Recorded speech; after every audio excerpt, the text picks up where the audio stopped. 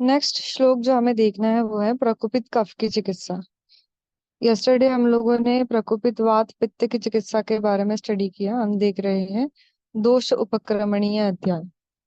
सो अभी हमें देखने को मिलेगा श्लेष्मणो विधिना युक्तम तीक्ष्णम वमन रेचनम अन्नम रुक्ष अल्प तीक्ष्ण उष्णम कटु तिक्त कषायकम दीर्घकाल स्थितम मध्यम रति प्रीति प्रजागरः अनेक रूपो व्यायामश् चिंता रुक्षम विमर्दनम विशेषाद वमनम यूषः शौद्रम मेदोग्नम औषधम धूमो उपवास गंडूषा निस्सुखत्वम सुखाय च। सो यहाँ हमें देखने को मिलेगा श्लेष्मनो मतलब हम किसके चिकित्सा के बारे में बात कर रहे हैं? कफ के चिकित्सा के बारे में बात कर रहे हैं। तो क्या बोला है? विधिना युक्तम तीक्ष्णम वमन रेचनम। तो यहाँ पे कफ की चिकित्सा करते वक्त हम देख रहे हैं तीक्ष्ण वमन और विरेचन कर्म करने के लिए कहा है। तो दोषों को या तो वॉमिटिंग के थ्रू या तो स्टूल के थ्रू हमें क्या करना है? शरीर से बाहर निकालना है। नेक्स्ट देखने को मिलेगा तीक्ष्णम वमन रेचनम रुक्ष अल्प तीक्ष्ण उष्णम कटु तिक्त कषायकम अन्नम। तो अन्न किस प्रकार का लेने के लिए कहा है? देखो तो रुक्ष अल्प तीक्ष्ण उष्ण कटु तिक्त कषाय रस वाला अन्न सेवन करने के लिए बोला है अन्नम। नेक्स्ट देखो अन्वय में क्या कहा है? दीर्घ काल स्थितम मध्यम मतलब बहुत पुरान मध्य पीने के लिए बोला है। दीर्घ काल स्थितम मतलब बहुत पुराना मध्य। नेक्स्ट है रति प्रीति। नेक्स्ट क्या बोला है?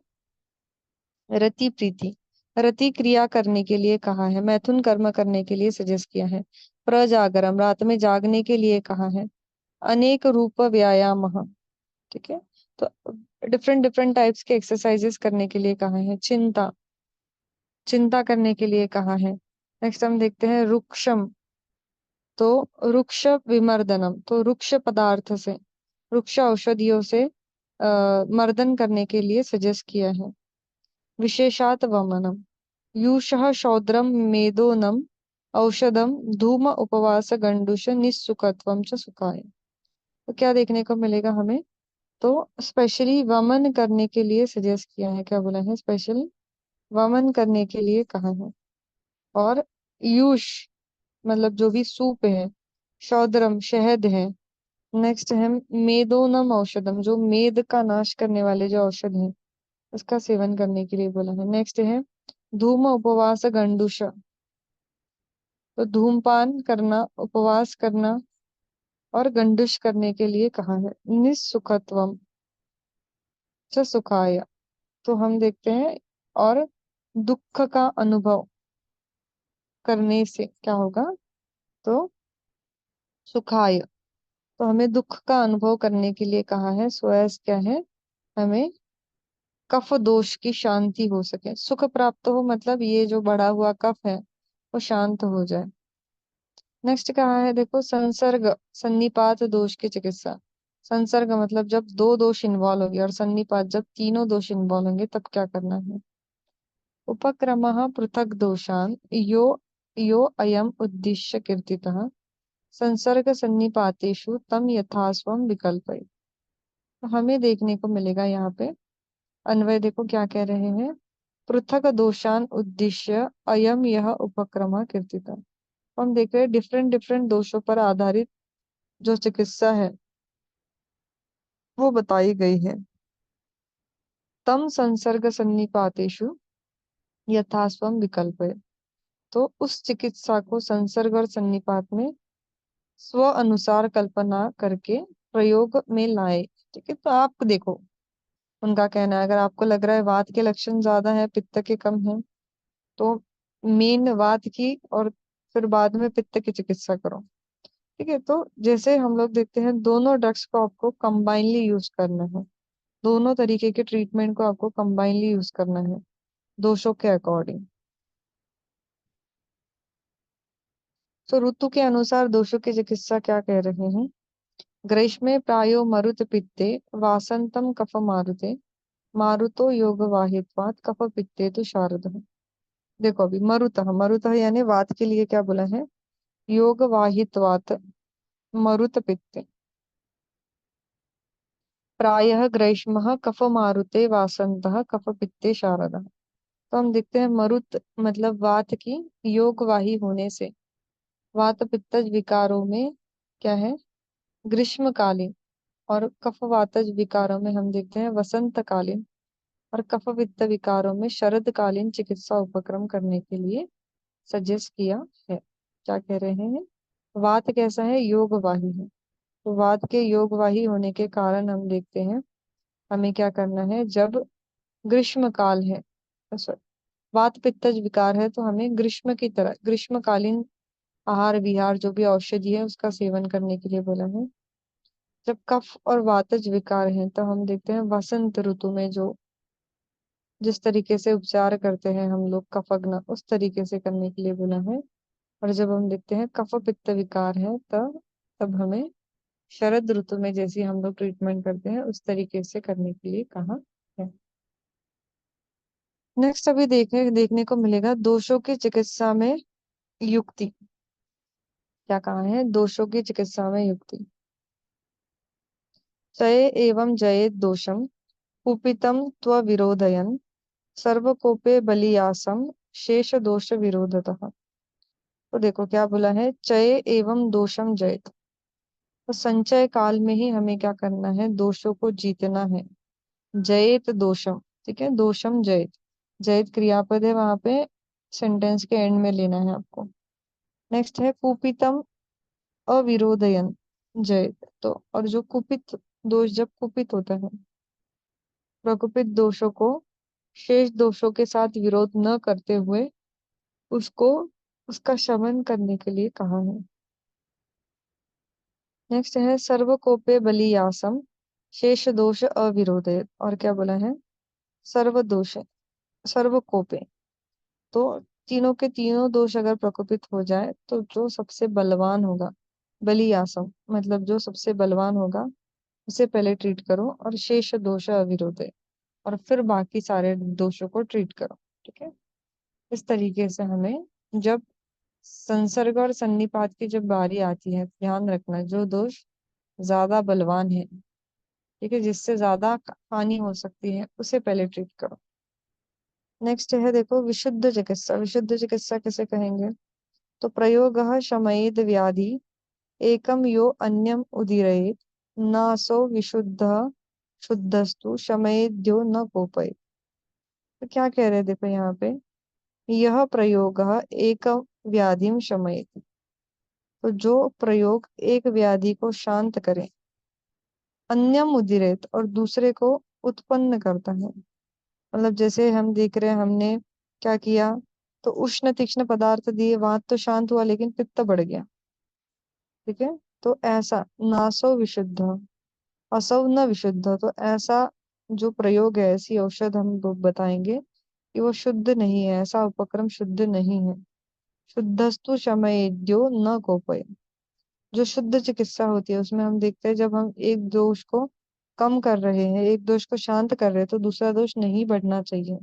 ये आइडियल कंडीशंस होते हैं किसी भी ड्रग्स का, जब हम एज अ ट्रीटमेंट करके उस ड्रग को यूज करेंगे तो ये हमें देखने को मिलेगा कि तभी हम उसे औषध कहेंगे कि वो परफेक्टली हमारे टारगेट ऑर्गन पे ही एक्ट करे। ठीक है, ना ही कि ज्यादा के साइड इफेक्ट तैयार करे। नेक्स्ट है देखो कोष्ठ से शाखादि में दोष गमन के कारण। तो क्यों जाते हैं दोष कोष्ठ से शाखा में, व्यायामाद उष्मनः तैक्ष्ण्याद अहित आचरणादपि कोष्ठ शाखा षष्ठी हुआ है यहाँ पे देखो, कोष्ठ शाखा अस्ति मर्माणि दूतत्वात् मारुतस्य च, एरो अनुनासिके अनुनासिक हुआ भी हुआ है, द्रुतत्वात् मारुतस्य च, त का न हुआ है, दोषः यान्ति। तो यान्ति यहाँ पे क्रियापद है।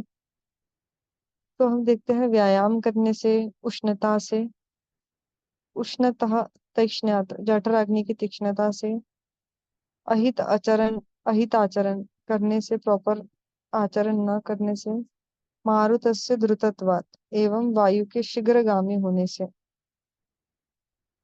दोष कोष्ठ से शाखा अस्थि एवं मर्म स्थानों को प्राप्त हो जाता है। क्या देखने को मिलेगा हमें? दोष दोष जो है हम देखते हैं शाखा अस्थि एवं मर्म स्थानों को प्राप्त हो जाता है। नेक्स्ट है शाखादि से कोष्ठ में दोष गमन के उपाय। तो हमें देखने को मिलता है तथा तेभ्य स्त्रोतो मुख विशोधनात् वृद्धि अभिच्छन्दनात् आकात कोष्ठ सॉरी पाकात कोष्ठम वायोश्च निग्रह। तो क्या कह रहे हैं देखो, तो शाखादि से कोष्ठ में दोष गमन के उपाय। तो अभी शाखा में गए हैं, उन्हें वापस रिटर्न कोष्ठ में कैसे लाए? तथा अन्वय देखो, तथा स्त्रोतो मुख विशोधनात् वृद्ध्या अभिचंदनात् पाकात वायु निग्रहात् तेभ्य कोष्ठम यान्ति। तो हम देखते हैं स्त्रोतोमुख विशोधन, ठीक है, स्त्रोतों के मुख खोलना है, जो जाम हो गए हैं उनके मुंह को क्या करना है? खोलना है। इस तरीके से हम देखते हैं वृद्ध्या दोषों दोषों को जाने, अभिच्छंदी कारण पाक होने से, वायु का निग्रह होने से। दोष हम देखते हैं शाखा अस्थि मर्म संधि से छूट के कहाँ आते हैं? कोष्ठ में आते हैं। क्या देखने को मिलेगा हमें? दोष कहाँ आते हैं? यान्ति यान्ति दोष कहाँ आते हैं? तो हमें देखने को मिलेगा दोष शाखाओं से कोष्ठ में आते हुए हमें देखने को मिलेगा। नेक्स्ट है देखो, शाखा से कोष्ठ में आए दोष की स्थिति क्या होती है? तत्रस्ताश्च विलंबरेण, इनमें डालना भूयो हेतु प्रतीक्षिणः ते कालादि लब्ध्वा कुप्यन्ति अन्य आश्रयेषु अपि।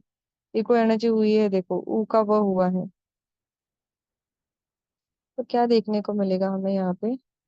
तो तत्रास्तः च विलंबरेण हम देखते हैं तथा वहां स्थित, मतलब मर्मादि स्थान में कोष्ठ मर्मादि मर्म आदि स्थानों में, मतलब जो शाखाओं में जो दोष थे वो जब कोष्ठ में आते हैं, विलंबरेण वो रुक जाते हैं। भूय हेतु प्रतीक्षिणा, और क्या करते हैं? अधिक कारणों की प्रतीक्षा करते हैं। ते कालादि बलम लब्ध्वा कुप्यन्ति, और जैसे ही उन्हें कालादि बल उनके जैसा कोई मिल जाता है, जो भी सुटेबल मिल जाता है, वो क्या कर देते हैं? तो वो कुपित होना स्टार्ट कर देंगे। लब्ध्वा कुप्यन्ति अनाश्रयेषु एवं तो अनाश्रयेषु अपि कुप्यन्ति हम देखते हैं एवं दूसरे स्थानों में भी कुपित हो जाते हैं। क्या देखने को मिलेगा हमें? दूसरे स्थानों में भी कुपित होने हो जाते हैं।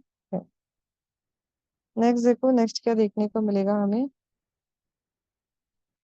नेक्स्ट बोला है तत्र अन्य स्थान संस्थेषु तदीयाम बलेषु तु कुर्यात, तकच हुआ है देखो स्तोश्चनाश्चो, कुर्यात चिकित्साम स्वामेव बलेन अन्य अभिभाविषु आगंतु शमये दोषम स्थानिनम प्रतिकृत्य वा। तो क्या देखने को मिलेगा हमें?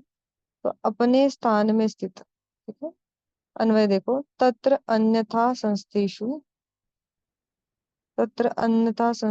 अबलेषु तु तदीयाम एव चिकित्साम कुर्यात्। तो हम देखते हैं उन दोषों में, अन्य स्थानों में स्थित निर्बल वातादि दोषों में उसी की चिकित्सा करें। नेक्स्ट है बलेन अन्याभिभाविषु स्वाम एव चिकित्साम कुर्यात्। और फिर हम देखते हैं बल से दूसरे स्थानीय दोषों को पराजित करने पर अपना चिकित्सा करें। स्थानीनम प्रतिकृत्य आगंतुम दोषम वा शमयित वा। तो हमें देखने को मिलेगा कि हमने देखा बल से दूसरे स्थानीय दोषों को पराजित करने पर अपनी ही चिकित्सा करें। मतलब जो दोष बलवान होगा उसी बलवान दोष की चिकित्सा करने के लिए कहा है। स्थानीय दोष का उपचार करके आगंतुक दोष का भी शमन करें अथवा आगंतुक दोष का प्रतिकार करें।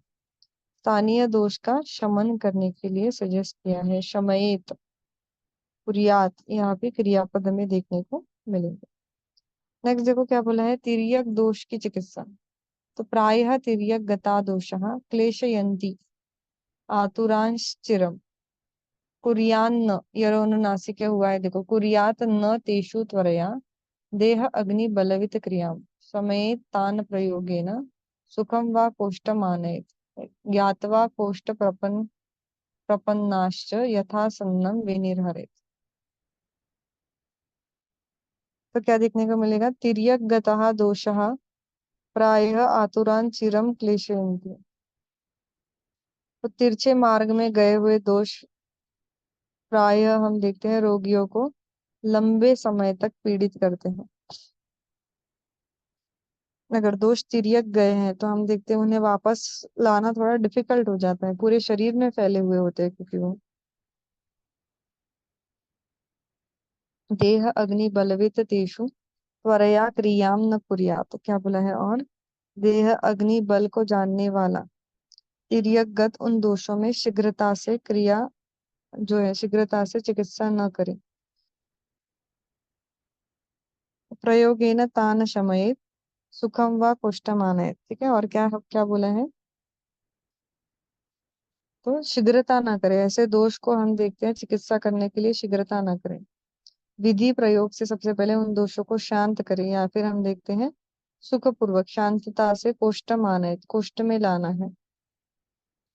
नेक्स्ट हमें देखने को मिलेगा कोष्ठ प्रपन्ना च ज्ञात्वा यथा सन्नम विनिर्हरे। और एक बार हम देखते हैं कोष्ठ में आ गए वो, तो फिर कोष्ठ में आ गए ये आपको पता चल गया, फिर धीरे धीरे करके जो भी नियरेस्ट वे होगा वमन करके या फिर विरेचन करके उन दोषों को शरीर से बाहर निकालना है। नेक्स्ट है देखो साम निराम दोष के लक्षण।